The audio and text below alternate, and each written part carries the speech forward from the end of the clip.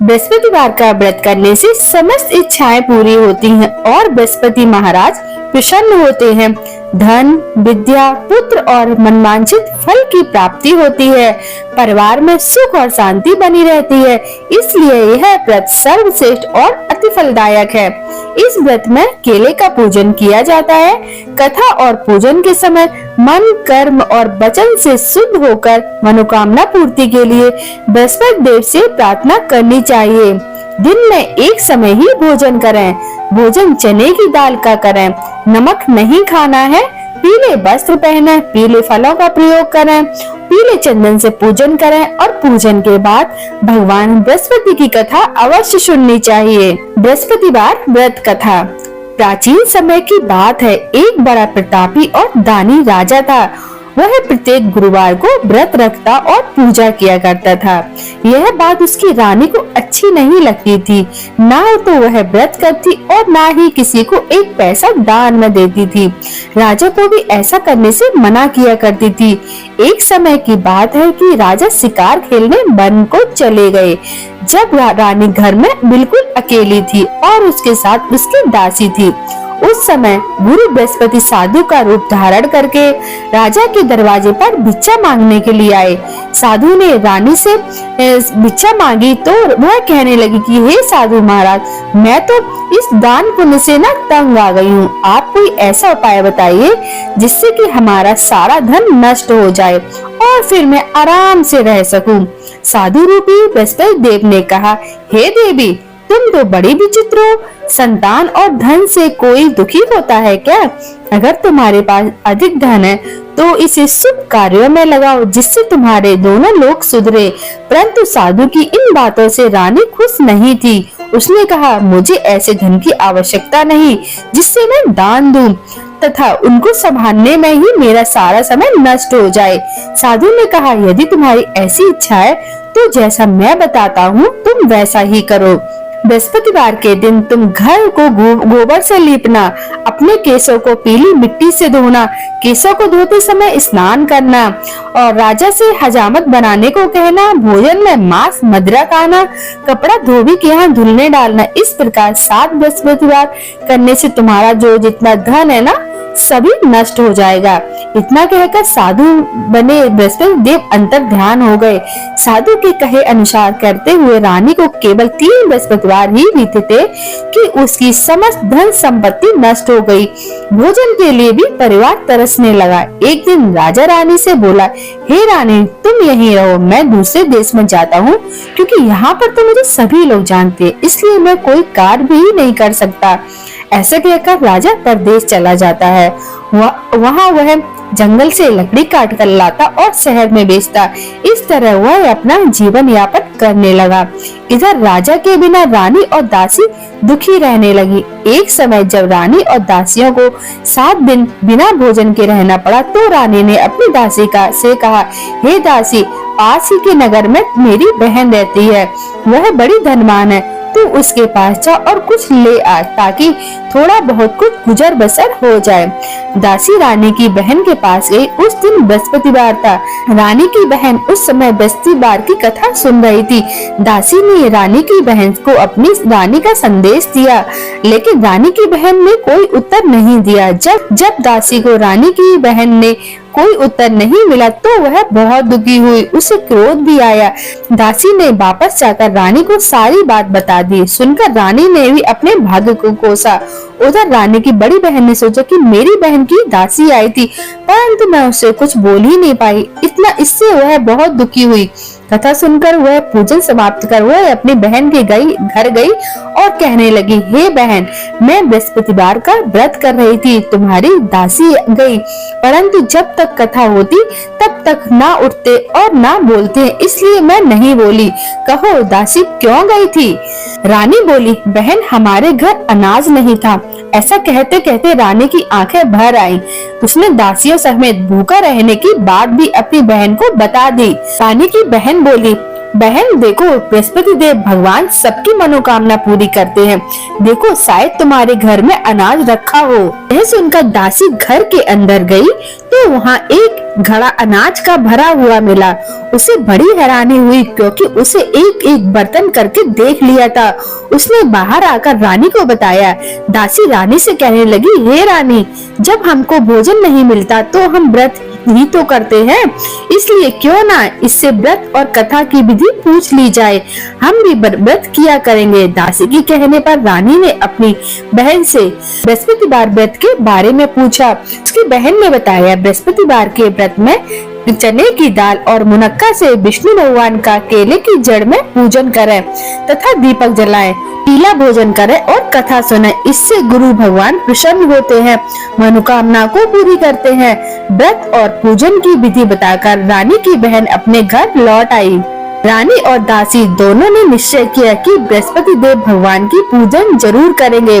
7 रोज बाद जब बृहस्पतिवार आया तो उन्होंने व्रत रखा। गुड़साल में जाकर चना और गुड़ बीन लाई और उसकी दाल से केले की जड़ तथा विष्णु भगवान का पूजन किया।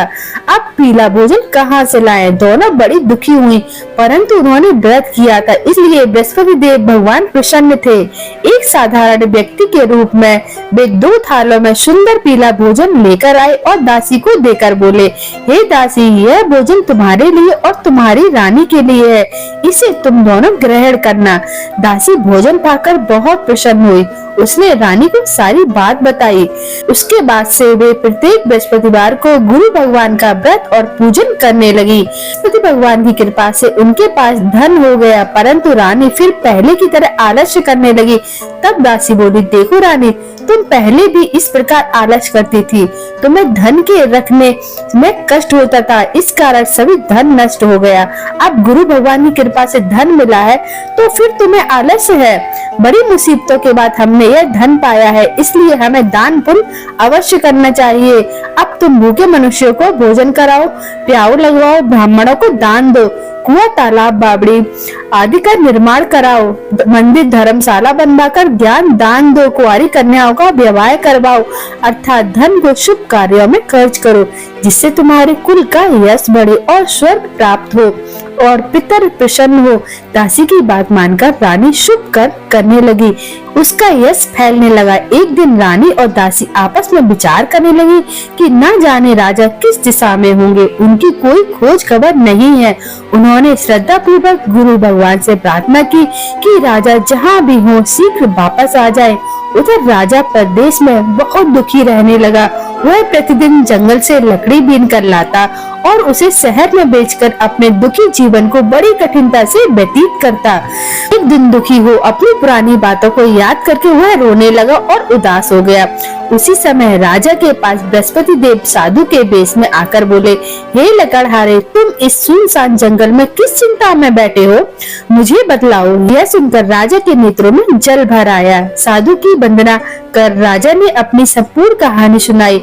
महात्मा दयालु होते हैं। वे राजा से बोले, हे राजा, तुम्हारी पत्नी ने बृहस्पति देव के प्रति अपराध किया है, जिसके कारण तुम्हारी यह दशा हुई है। अब तुम चिंता मत करो, भगवान तुम्हें पहले से अधिक धन देंगे। देखो, तुम्हारी पत्नी ने बृहस्पतिवार का व्रत प्रारंभ कर दिया है।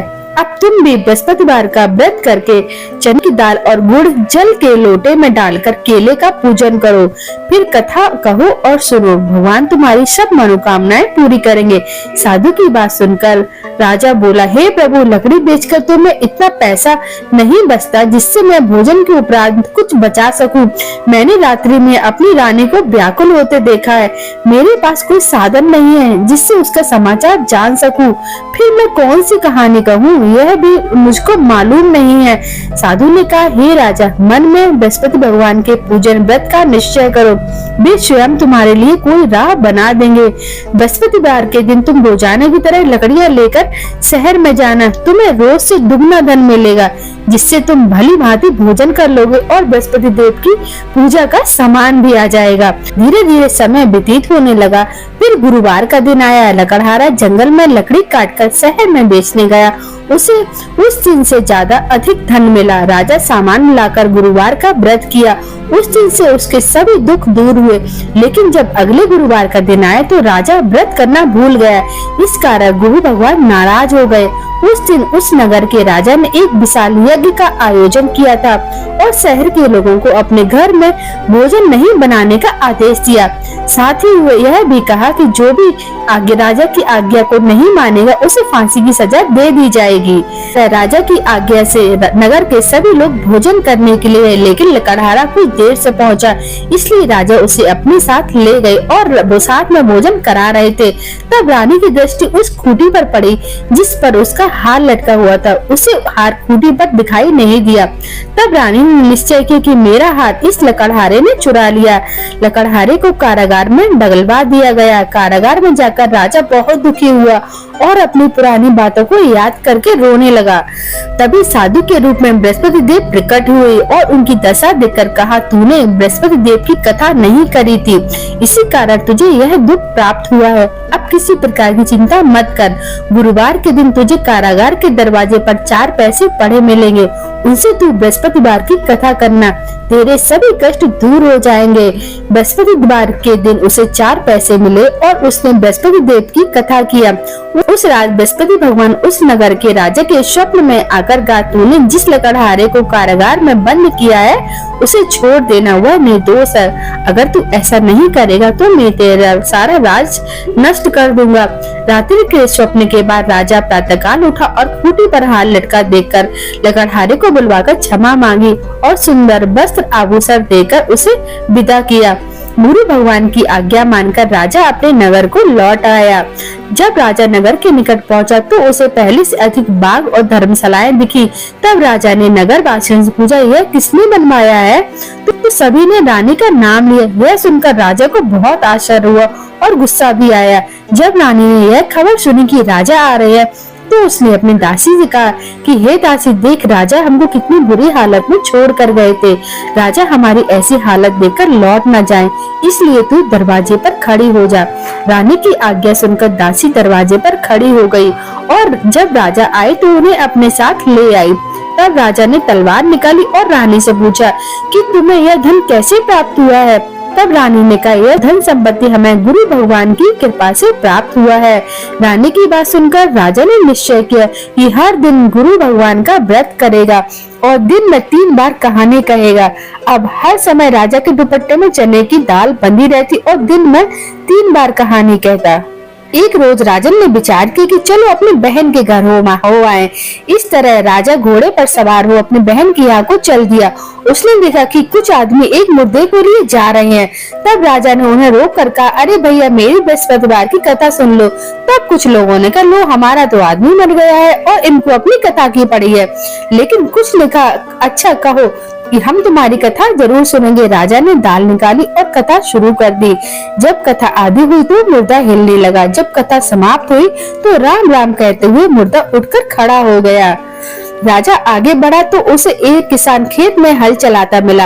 राजा ने उससे कथा सुनने का आग्रह किया, लेकिन किसान नहीं माना। राजा आगे बढ़ने लगा। राजा के हटते ही बैल पछाड़ खाकर गिर गए और किसान के पेट में जोर से दर्द होने लगा। थोड़ी देर में जब किसान की माँ रोटी लेकर आई तब उसने अपने पुत्र से सभी हाल पूछा तो बेटे ने सभी हाल बता दिया। तब बुढ़िया दौड़ी दौड़ी राजा के पास गई और कहने लगी, मैं तेरी कथा अवश्य सुनूंगी, तू अपनी कथा मेरे खेत पर चलकर कहना। राजा लौट कर कथा कही, जिसे सुनकर बैल उठकर खड़े हो गए और किसान के पेट में दर्द बंद हो गया। राजा अपनी बहन के घर पहुंचा। बहन ने भाई की खूब मेहरबानी की। दूसरी ओर जब राजा जागा तो वह देखने लगा कि सब लोग भोजन कर रहे हैं। तब राजा ने अपनी बहन से पूछा, ऐसा कोई मनुष्य है जिसने भोजन नहीं किया हो? तो बहन बोली, हे भैया, यह देश ऐसा ही है, पहले यहाँ लोग भोजन करते हैं, बाद में अन्य काम करते हैं। ऐसा कहकर बहन चली गई और सबसे पूछने लगी कि ऐसा कोई है जिसने भोजन नहीं किया हो। तब वह एक कुम्हार के घर गई जिसका लड़का बीमार था। उसे मालूम हुआ कि उसके यहाँ किसी ने 3 दिन से भोजन नहीं किया है। रानी ने कुम्हार से अपने भाई की कथा सुनने के लिए आग्रह किया तो वह तैयार हो गया। राजा जाकर अपनी कथा कही, जिसको सुनकर उसका लड़का ठीक हो गया। अब तो राजा की प्रशंसा होने लगी। राजा ने अपनी बहन से कहा, बहन मैं अपने घर हो जाऊंगा, तुम भी तैयार हो जाओ। राजा की बहन ने अपनी सास से कहा, भाई के साथ जाने की आज्ञा मांगी। तब उसकी सास बोली, चली जा, लेकिन अपनी लड़की को मत लेकर जाना, क्योंकि तेरे भाई की कोई संतान नहीं है। बहन ने अपने भाई से कहा कि हे भैया मैं तो चलूंगी, परंतु कोई बालक नहीं जाएगा। तब राजा ने अपनी बहन से कहा, जब कोई बालक नहीं जाएगा तो तुम चलकर क्या करोगी। राजा बड़े दुखी मन से अपने नगर को लौट आया और रानी को सब बात बता दिया। तब रानी ने कहा, बृहस्पति भगवान ने हमें सब कुछ दिया है, हमें संतान अवश्य देंगे। उसी रात बृहस्पति देव ने राजा के सपने में कहा, हे राजा उठ, सभी सोच त्याग, तेरी रानी गर्भवती है। राजा की भगवान की बात सुनकर राजा बहुत खुश हुआ। 90 महीने में रानी के गर्भ से एक सुंदर पुत्र पैदा हुआ। तब राजा रानी बोले, हे रानी, स्त्री बिना भोजन के रह सकती है, बिना कहे नहीं। इसलिए जब मेरी बहन आए तो तुम उससे कुछ मत कहना। रानी ने हाँ कर दी। जब राजा की बहन ने ये सुसमाचार सुना तो बहुत खुश हुई और अपने भाई के यहाँ बधाई लेकर आई। तब रानी बोली, घोड़ा चढ़कर तो नहीं आई, गधा चढ़ी आई। तब राजा की बहन बोली, भाभी अगर मैं इस प्रकार ना करती तो तुम्हें औलाद कैसे होती। बृहस्पति भगवान ऐसे ही हैं, जो सबकी मनोकामना पूरी करते हैं। जो सद्भावना पूर्वक बृहस्पतिवार का व्रत रखता है, कथा पढ़ता है, सुनता है और दूसरों को सुनाता है, गुरु भगवान उसकी सभी मनोकामनाओं को पूरी करते हैं। कथा सुनने के बाद प्रसाद लेकर ही जाना चाहिए, नहीं तो भगवान का निरादर होता है। जो संसार में सद्भावना से गुरुदेव का पूजन एवं व्रत सच्चे हृदय से करते, उसकी सभी मनोकामनाएं वैसे ही पूर्ण होती है जैसी सच्ची भावना से रानी और राजा ने बृहस्पति देव की कथा का गुणगान किया तो उनकी सभी इच्छाएं बृहस्पति देव ने पूर्ण की थी। अनजाने में भी बृहस्पति देव की उपेक्षा ना करें, ऐसा करने से सुख शांति नष्ट हो जाती है और हृदय से मनन करते हुए उनका जयकारा बोलना चाहिए। बोलो बृहस्पति देव भगवान की जय। बोलो बृहस्पति देव भगवान की जय।